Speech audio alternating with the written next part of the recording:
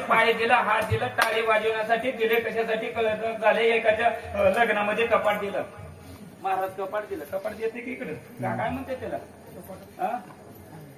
कपाट म्हणते. हा, कपाट दिलं एकाच्या. म्हातारी आजी माय होते घरामध्ये. बरं झालं माय पिंट्याच्या लग्नात कपाट दिले, बरं झालं. चपळ आमच्याकडे आजी माय. लईच पावसाळा झाला ह्या वर्षी, भरपूर पाऊस आला.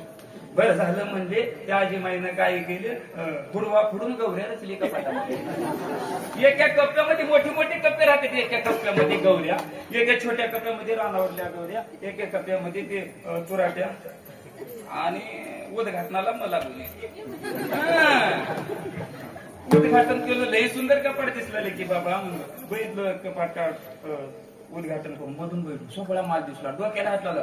आजी माय काय ठेवलं कपाटामध्ये. महाराज पिंट्याच्या सासऱ्याला माझी दया, जय गौऱ्या भीज झाली आता मन गौऱ्या ठेवण्यासाठी कपाट घेले.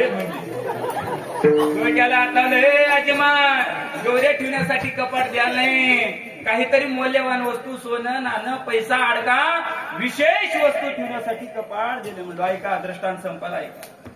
भगवंत रूपी पाहुण्यानं नरदेही रूपी ही कपाट दिले. ही कपाट आहे ना, त्या भगवंत रूपी सोयऱ्यानं पाहुण्यानं नरदेही रूपी कपाट दिले. मायबाप